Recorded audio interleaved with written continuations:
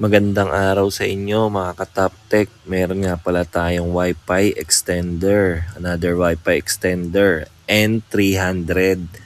Ito nga pala yung specs niya at ito nga yung kanyang itsura. Napakaliit lang ng Wi-Fi extender na ito mga ka-Top Tech.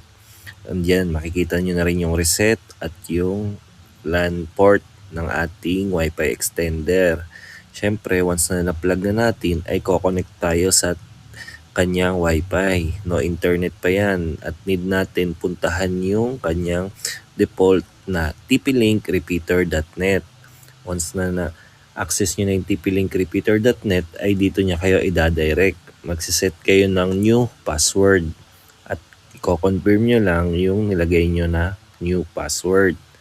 Siyempre dapat tatandaan nyo yan dahil diyan kayo magre-reconfigure once na need nyong i-reset yung inyong router or yung Wi-Fi extender. Enter nyo lang yung password ng Wi-Fi na kokonekan nyo.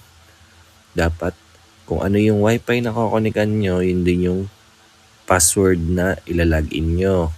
Ang need nyo lang baguhin sa inyong Wi-Fi extender ay yung SSID or yung Wi-Fi name ng inyong extender. Pero yung magiging password ay kung ano yung password na kinonekan nyo.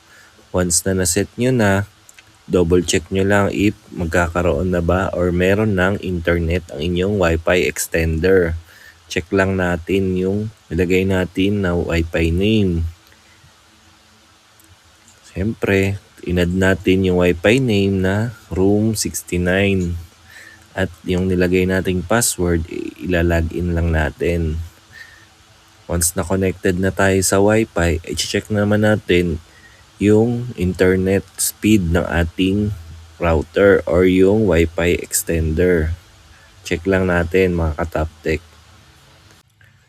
Para ma-check natin ay pupunta tayo sa browser at iti-type lang natin yung fast.com.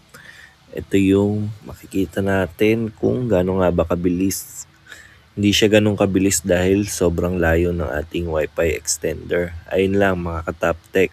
Maraming salamat at huwag niyo na rin kakalimutang mag-subscribe, i-like at i-click ang notification bell para sa susunod pang mga video.